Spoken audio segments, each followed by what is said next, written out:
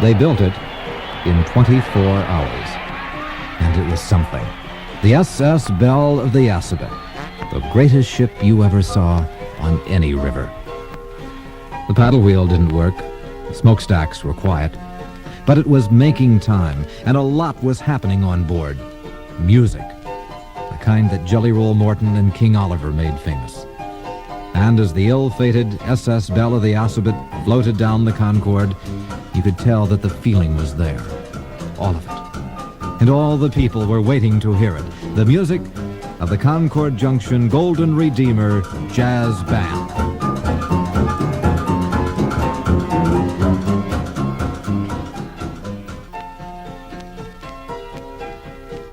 Alessandro Macone was not a born skipper, and you could tell. And besides, he was too busy blowing his own horn. And as the Belle left her slip at the Elm Street yard of Molten Ammati and headed towards the Old North Bridge, no one knew that the SS Belle of the Assabet would soon be known as the Titanic of the Concord River. And no one really cared.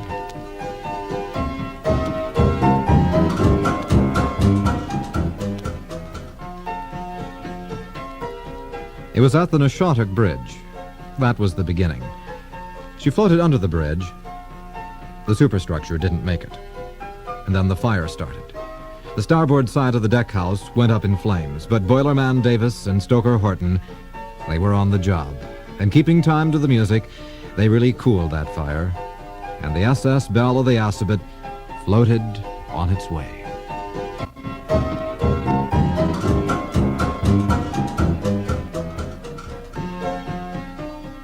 Coming up fast were the treacherous shallows at Egg Rock. But nobody cared. Somehow the Belle was going to make the North Bridge.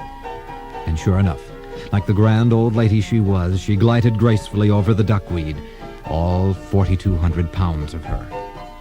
And there dead ahead, lay the North Bridge. Full steam ahead they drifted. And then they dropped anchor. And to the gathered throng of townsfolk, they let loose. And it was beautiful.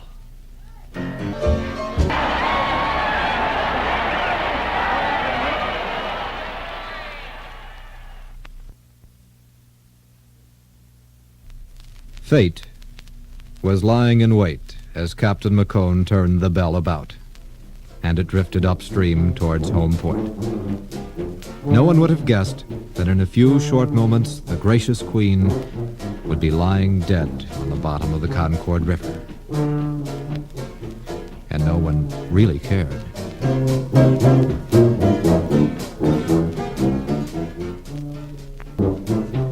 Second Mate Hepburn, he was the first to see it. Captain Macone pulled out all the stops, but before the massive stern wheel could be reversed, the Belle of the Assabet received her final wound from an uncharted, half-submerged Budweiser can. And down she went, stern first. And no one really cared.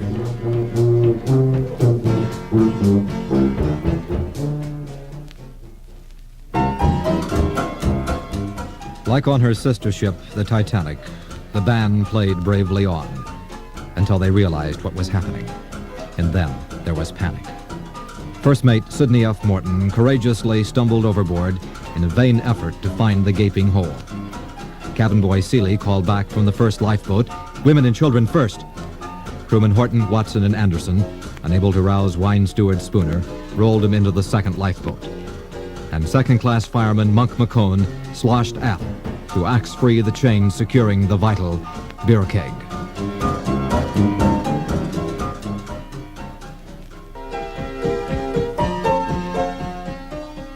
The Titanic disaster?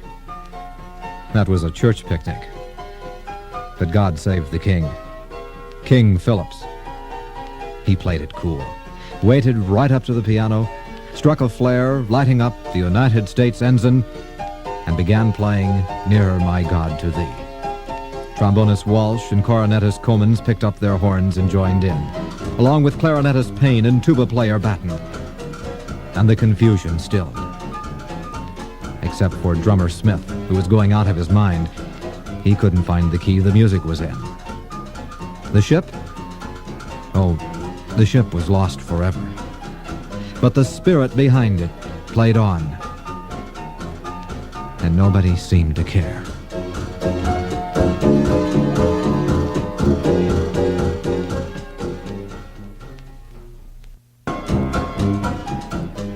King Phillips made sure the keyboard to his piano was covered and securely fastened before it floated away. He was the last passenger to abandon ship. Then, as his lifeboat cut shoreward, he looked back and waved farewell. The SS Belle of the Assabet would ply the Concord no more. The captain's cigar blinked on and off and on, in a final feeble SOS. He was standing on the top of the deck house, going down with his ship. And nobody really cared.